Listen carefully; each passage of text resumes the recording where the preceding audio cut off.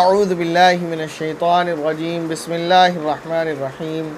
الذین آتیناہم الکتاب یعرفونہ کما یعرفون ابناءہم الذین خسروا انفسہم فہم لا یؤمنون۔ قرآن کریم میں اللہ رب العزت نے اس سے پچھلے والے رکوع میں یہ بیان فرمایا کہ نبی کریم صلی اللہ علیہ وسلم نے جب توحید کی دعوت دی تو مشرکین کا سوال تھا کہ ہم اللہ کی عبادت کیوں کریں، کیونکہ وہ تو مورتی پوجا کرنے والے بت پرست لوگ تھے، بتوں کی پوجا کرتے تھے۔ تو اللہ تعالیٰ نے نبی کریم صلی اللہ علیہ وسلم کو حکم فرمایا کہ ان سے پوچھو، قل لمن ما فی السماوات والارض، کہ کس ذات کا ہے وہ جو کچھ بھی ہے تمام آسمانوں اور زمین میں۔ اور اگر یہ جواب نہ دیں تو ان سے کہنا قل اللہ، خود ہی بتا دینا کہ اللہ ہی کا ہے۔ یہ بات ایسی مسلم حقیقت ہے کہ اس کو تمام ہی لوگ آج بھی مانتے ہیں کہ اس کائنات کا بنانے والا کوئی ایک ہی ہے جو اس کائنات کو چلا رہا ہے، جس نے اس کائنات کو بنایا ہے۔ باقی اس کے بعد لوگ کسی کو پانی برسانے والا، کسی کو سورج کو چلانے والا، کسی کو ہوا دینے والا وغیرہ وغیرہ الگ الگ معبود بنا رکھے ہیں، لیکن ایک اللہ کو وہ بھی مانتے ہیں۔ اور پھر مشرکین عرب جو تھے وہ ایک اللہ کو مانتے تھے اور اللہ ہی کے نام سے مانتے تھے، لیکن اس کے علاوہ انہوں نے لات و منات، عزا، حبل وغیرہ کی پوجا اور ان کی پرستش شروع کر دی تھی۔ البتہ وہ بھی مانتے تھے کہ اس سب کائنات کا خالق اور اس کو پالنے والا، اس کو چلانے والا اللہ ہی ہے، تو اس لیے فرمایا۔ تو اللہ تعالیٰ نے یہاں پر توحید کی دعوت ایک پازیٹیو طریقے سے دلوائی کہ ان سے کہو کہ اللہ ہی کی عبادت کیوں نہ کی جائے، کہ وہی بناتا ہے، وہی کھلاتا ہے، وہی پلاتا ہے، وہی موت دیتا ہے وغیرہ۔ پھر ایک منفی پہلو سے توحید کی دعوت دلوائی گئی کہ یوں کہا کہ وہ اللہ جو خود نہیں کھاتا ہمیں کھلاتا ہے، اور اگر اس کی نہ مانی جائے تو وہ عذاب دے گا، اور وہی ہے جو ہمیں تمام پریشانیوں سے نجات دیتا ہے، تو اگر ہم اس کی نہ مانیں تو ہمیں جب وہ عذاب دے گا تو کوئی بچانے والا نہیں ہے، تو کیوں اسی کی عبادت نہ کی جائے۔ اس کے بعد حکم ہے رسالت کا۔ رسالت کی تصدیق کرنا بھی ہر مسلمان پر لازم ہے۔ اگر کوئی صرف توحید کا قائل اور رسالت کو نہ مانے تو وہ بھی مسلمان نہیں ہو سکتا۔ آخرت میں کامیابی کے لیے، دوزخ سے بچنے کے لیے اور جنت میں جانے کے لیے یہ چیز لازمی ہے کہ توحید کے ساتھ ساتھ رسالت کا بھی اقرار اور تصدیق ہو۔ تو مشرکین مکہ کا یہ سوال تھا کہ اہل کتاب جو ہم سے زیادہ تعلیم یافتہ ہیں وہ تو آپ کی نبوت پر کوئی دلیل ہمیں نہیں بتلاتے، وہ تو کہتے ہیں کہ ہم نے کوئی دلیل نہیں دیکھی۔ تو ان کے اس سوال کو باقی رکھتے ہوئے، حالانکہ ان کا یہ کہنا غلط ہے، کیونکہ اگر اہل کتاب ایسا کرتے ہیں تو وہ خیانت کرتے ہیں اپنی ہی کتابوں کے ساتھ۔ البتہ اللہ تعالیٰ نے یہ فرمایا کہ ان سے یہ پوچھو کہ اہل کتاب کو چھوڑو، کون ہے وہ جس کی گواہی سب سے زیادہ مضبوط ہے اور سب سے زیادہ قبول کرنے کے لائق ہے۔ پھر فرمایا کہ اللہ ہی ہے۔ کیوں؟ کیونکہ اللہ تعالیٰ ہی وہ ہے کہ جو اس کائنات کا بنانے اور چلانے والا ہے، جو ازل سے ابد تک کا علم رکھتا ہے، اور اس کو تم بھی مانتے ہو تو وہی اس گواہی کے لیے کافی ہے۔ اب سوال یہ ہے کہ اللہ گواہی کس طرح دیتا ہے؟ اس کا جواب یہ ہے کہ اللہ تعالیٰ نے نبی کریم صلی اللہ علیہ وسلم کے ہاتھ پر معجزات ظاہر فرمائے، جیسے چاند کے 2 ٹکڑے کرنا، انگلی سے پانی کا دھارا بہنا، تھوڑے سے کھانے کا کافی لوگوں کے لیے کافی ہو جانا کہ وہ پیٹ بھر کر کھاتے رہیں۔ اس طرح کے بے شمار معجزات اس وقت نبی کریم صلی اللہ علیہ وسلم کی ذات پر اللہ رب العزت نے ظاہر کروائے ہیں، تو یہ اللہ تعالیٰ کی طرف سے نبوت کی گواہی اور دلیل ہی ہے۔ اور اس کے بعد سے آج تک قرآن کریم بلکہ قیامت تک کے لیے یہ چیلنج ہے، یہ معجزہ ہے اللہ رب العزت کی جانب سے نبی کریم صلی اللہ علیہ وسلم کو جو کلام اپنا عطا کیا گیا ہے، یہ رسول اللہ صلی اللہ علیہ وسلم کا سب سے بڑا معجزہ اور نبوت کی سب سے بڑی دلیل ہے۔ اس کے بعد قرآن کریم کا پیغام بتایا کہ قرآن کریم نہ صرف یہ کہ عربوں کے لیے بلکہ تمام عالم کے لیے ہیں، تاکہ اس کے ذریعے سے ان کی جو اعمال ہیں ان کی نتائج کی ان کو خبر دی جائے کہ اگر آپ اسی روش پر چلیں گے کہ بت پرستی کریں گے، مورتی پوجا کریں گے، تو اس کا جو نتیجہ ہے، جو اس کی سزا ہے وہ جہنم ہے، اور اگر آپ اس کو چھوڑیں گے، ایک اللہ کو مانیں گے، ایک رسول کی اطاعت کریں گے تو پھر کامیابی ہے۔ اب سوال یہ ہے کہ جس کو قرآن کی تعلیم نہ پہنچی ہو اس کے بارے میں کیا حکم ہے؟ تو اس کا جواب یہ ہے کہ اب ایسا ممکن نہیں ہے، بلکہ ہر ایک تک قرآن کی تعلیم پہنچ چکی ہے، ہر ایک تک اسلام پہنچ چکا ہے۔ اب ایسا دور نہیں ہے کہ اگر کسی نے اسلام کو سنا ہے تھوڑا سا تو وہ پورا نہیں سن سکتا، وہ ایک کلک کرے گا، تھوڑی سی ٹائپنگ کرے گا اور اس کو پورا اسلام سمجھ آ جائے گا۔ لیکن بالفرض و محال اگر اس وقت کوئی ایسا شخص ہے بھی کہ جس تک قرآن اور اسلام نہیں پہنچا ہے، تو اس کا حکم ایسا ہے جیسا زمانہ فطرت کے لوگوں کا ہوا کرتا تھا۔ اب آتے ہیں اس کی طرف کہ مشرکین نے کہا تھا کہ اہل کتاب تو یہ کہتے ہیں کہ ہمارے پاس ان کی نبوت کی کوئی دلیل نہیں ہے، تو اللہ تعالیٰ فرماتے ہیں کہ بے شک وہ لوگ جن کو ہم نے کتاب دی ہیں وہ ان کو یعنی خاتم النبیین صلی اللہ علیہ وسلم کو اس طرح پہچانتے ہیں جیسے وہ اپنے بیٹوں کو پہچانتے ہیں، پھر بھی جن لوگوں نے اپنی جانوں کے لیے گھاٹے کا سودا کر رکھا ہے وہ ایمان نہیں لاتے۔ یہ بتایا، یہ جواب دیا مشرکین کو کہ اہل کتاب نصارہ اور یہود ان کے پاس ان کی کتاب تورات یعنی اولڈ ٹیسٹمنٹ اور انجیل یعنی نیو ٹیسٹمنٹ میں اتنی دلیلیں ہیں نبی کریم صلی اللہ علیہ وسلم کی نبوت پر کہ یہ آپ کو ایسے پہچانتے ہیں جیسے باپ ایک بھیڑ میں اپنے بیٹے کو دیکھ کر پہچان لیتا ہے۔ اور ایمان کیوں نہیں لاتے؟ تو فرما دیا ایمان نہ لانے کی یہی وجہ ہے کہ انہوں نے اپنے لیے ہلاکتوں کو خرید رکھا ہے، وہ ایمان نہیں لاتے، وہ بغض و عناد کی وجہ سے پیچھے گزر چکا ہے، اور اس کے واقعات بھی میں نے سنائے ہیں۔ وَمَنْ أَظْلَمُ مِمَّنِ افْتَرَىٰ عَلَى اللَّهِ كَذِبًا أَوْ كَذَّبَ بِآيَاتِهِ إِنَّهُ لَا يُفْلِحُ الظَّالِمُونَ۔ اس شخص سے بڑھ کر ظالم کون ہو سکتا ہے جو اللہ پر جھوٹا بہتان باندھے یا اللہ کی آیتوں کو جھٹلائے؟ یقین رکھو کہ ظالم لوگ فلاح نہیں پاتے۔ یہ ایک جواب بھی ہے کہ مشرکین اور اہل کتاب کی طرف سے نبی کریم صلی اللہ علیہ وسلم پر یہ الزام تھا کہ نعوذ باللہ انہوں نے اللہ پر جھوٹ بولا ہے، یہ نبی نہیں ہے، رسالت اور نبوت کا جھوٹا دعویٰ کرتے ہیں۔ تو اللہ تعالیٰ یہ فرماتے ہیں کہ آپ ان کو تو جھوٹا کہہ رہے ہیں، آپ خود اپنی ہی کتابوں میں تحریف کرتے ہیں اور اس کو بدلتے ہیں اور اس کو چھپاتے ہیں، تو بتائیں بڑا ظالم کون ہے؟ آپ کے پاس جو کتاب ہے جس پر آپ کو یقین ہے اس کو دیکھتے ہیں اور دیکھنے کے بعد، پڑھنے کے بعد، سمجھنے کے بعد یہ جان لیتے ہیں کہ یہ شخص جو نبوت کا دعویٰ کر رہا ہے یعنی محمد رسول اللہ یہ برحق نبی ہے، اس کے بعد آپ ان کو جھوٹا کہہ رہے ہیں، تو بتائیں سب سے بڑا ظالم کون ہے؟ اور یقین رکھیں کہ ظالم لوگ فلاح نہیں پاتے یعنی کامیاب نہیں ہوتے۔ وَيَوْمَ نَحْشُرُهُمْ جَمِيعًا ثُمَّ نَقُولُ لِلَّذِينَ أَشْرَكُوا أَيْنَ شُرَكَاؤُكُمُ الَّذِينَ كُنتُمْ تَزْعُمُونَ۔ اس دن کو یاد رکھو کہ جب ہم ان سب کو اکٹھا کریں گے پھر جن لوگوں نے شرک کیا ہوگا ان سے پوچھیں گے کہ کہاں ہیں تمہارے وہ معبود جن کے بارے میں تم یہ دعویٰ کرتے تھے کہ وہ خدائی میں اللہ کے شریک ہیں، بلا لاؤ، اب ہم دیکھتے ہیں کہ تمہیں کون بچاتا ہے۔ ثم لم تكن فتنتهم الا ان قالوا والله ربنا ما كنا مشركين۔ اس وقت ان کے پاس کوئی بہانہ نہ ہوگا اور سوائے اس کے کہ وہ کہیں گے اللہ کی قسم جو ہمارا پروردگار ہے ہم تو مشرک نہیں تھے، یعنی وہ جھوٹ بولنے لگیں گے اور کہیں گے ہم شرک نہیں کرتے تھے، کیونکہ ان کے پاس شرک کے کرنے پر تو کوئی دلیل ہے ہی نہیں کہ شرک کیوں کرتے تھے۔ یہ تو بتانے سے رہے جیسے کوئی مجرم، کوئی چور جب پکڑا جاتا ہے تو وہ یہ نہیں کہتا کہ میں نے چوری اس لیے کی، میں نے ڈاکہ اس لیے ڈالا۔ جب اس کی چوری پکڑی جاتی ہے تو وہ کوشش یہ کرتا ہے کہ جھوٹ بول بول کر اپنے آپ کو سچا ثابت کر لیا جائے کہ جناب میں مظلوم ہوں، میرے اوپر الزام لگایا گیا، میں نے چوری نہیں کی، میں بے گناہ ہوں، وغیرہ وغیرہ۔ انظر کیف کذبوا علی انفسہم وضل عنہم ما کانوا یفترون۔ اللہ تعالیٰ فرماتے ہیں دیکھو یہ اپنے معاملے میں کس طرح جھوٹ بول جائیں گے، اور جو معبود انہوں نے جھوٹ موش تراش رکھے تھے ان کا انہیں کوئی سراغ نہیں مل سکے گا۔ وَمِنْهُمْ مَنْ يَسْتَمِعُ إِلَيْكَ وَجَعَلْنَا عَلَىٰ قُلُوبِهِمْ أَكِنَّةً أَنْ يَفْقَهُوهُ وَفِي آذَانِهِمْ وَقْرًا۔ اور ان میں سے کچھ لوگ ایسے ہیں جو تمہاری بات کان لگا کر سنتے ہیں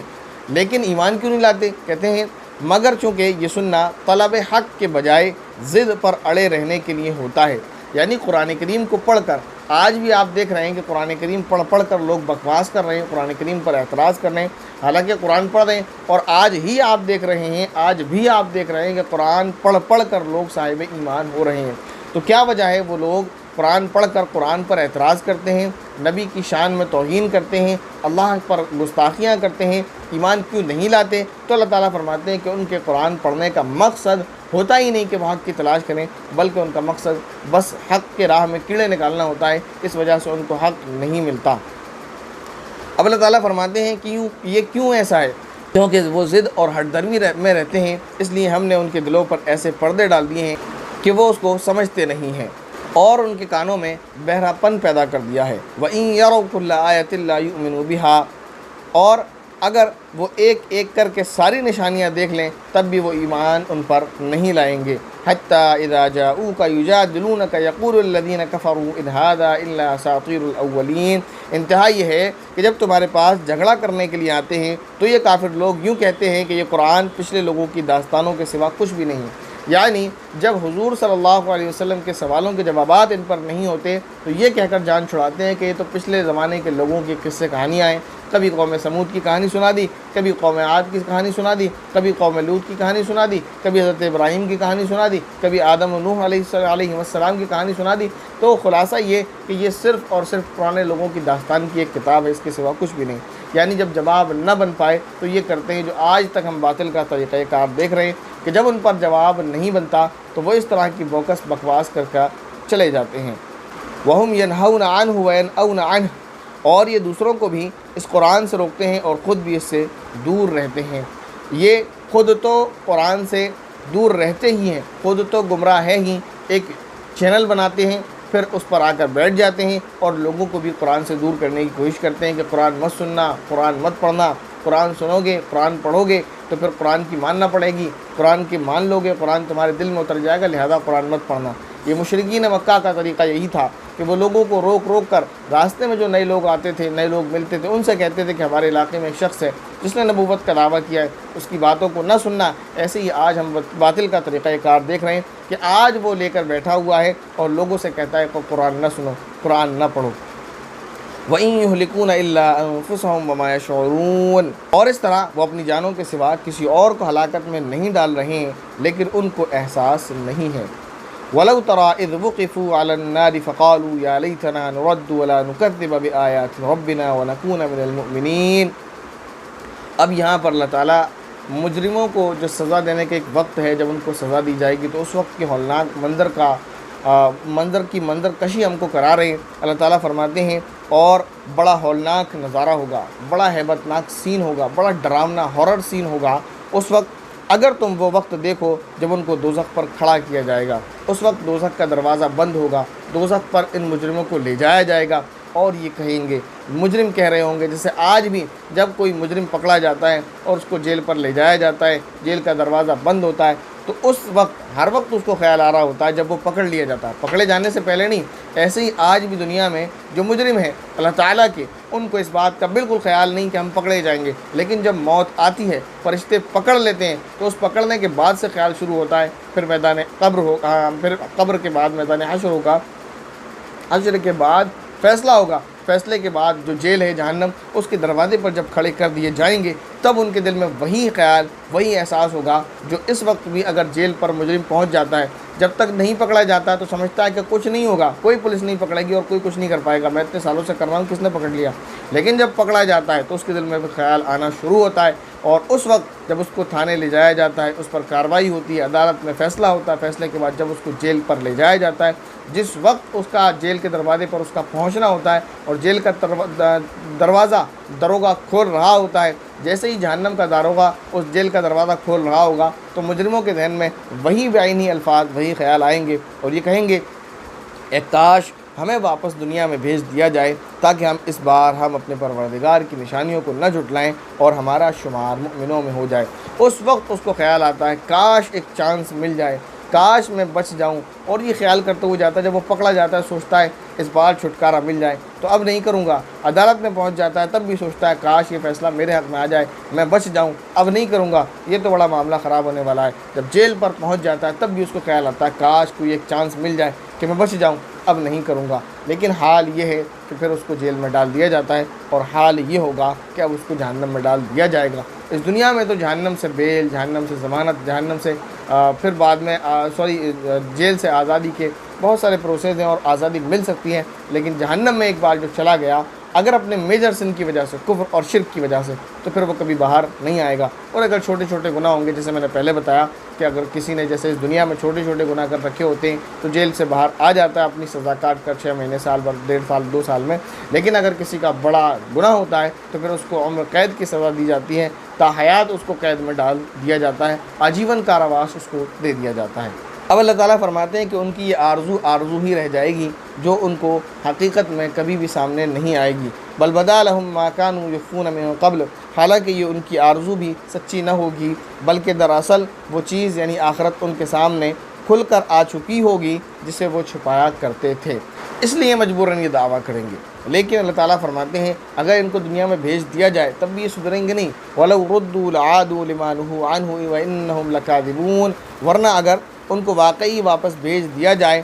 تو یہ دوبارہ وہی کچھ کریں گے جس سے انہیں روکا گیا ہے، اور یقین جانو یہ پکے جھوٹے ہیں، یعنی یہ سدھریں گے نہیں۔ کیوں؟ اگر ان کو بھیجا جائے دنیا میں تو وہ دو حال سے خالی نہیں، یا تو ان کو آخرت کا سارا منظرنامہ یاد رکھا جائے، اور یاد رکھانے کے ساتھ ان کو بھیجا جائے، یعنی ان کو یاد رہے کہ جہنم بھی ہے، فرشتے بھی ہیں، عذاب بھی ہے، جنت بھی ہے، پکڑ بھی ہے، جزا بھی ہے، سزا بھی ہے، سب ہے۔ اس کے بعد ان کو دنیا میں بھیج دیا جائے تو پھر یہ لگتا ہے کہ یہ سدھر جائیں گے، لیکن سوال یہ ہے پھر یہ ایمان بالغیب کہاں ہے؟ پھر یہ امتحان کہاں ہے؟ دنیا تو دارالامتحان ہے۔ یہ کیسے آپ بچے کا امتحان لے رہے ہیں کہ آپ نے اس کے ہاتھ میں بک پکڑائی ہوئی ہے، اس کو ساری بک دکھائی ہوئی ہے، وہ بک دیکھ دیکھ کر لکھ رہا ہے، وہی اس کے سامنے پورا منظر ہے کہ اگر میں نے گناہ کیا تو یہ جہنم ہے، اگر میں نے یہ کام کیا تو یہ جہنم، ساری چیزیں اس کے سامنے ہیں، تو گناہوں سے بچتا رہے گا، نیکی پر چلتا رہے گا۔ پھر یہ ایمان بالغیب کہاں ہے؟ اور اللہ تعالیٰ کو منظور ایمان بالغیب ہے۔ امتحان میں بچے کو بک پکڑا دی جائے تو پھر امتحان کا مطلب کیا ہے؟ امتحان تو وہ ہوتا ہے کہ بچے کو پہلے جو سبق پڑھا دیا گیا اب اس کو بغیر دیکھے اس کو لکھنا ہے، کہ اس کے جو کچھ ذہن میں ہے بس اسی پر اس کو اکتفا کرنا ہے، کتاب اس کے سامنے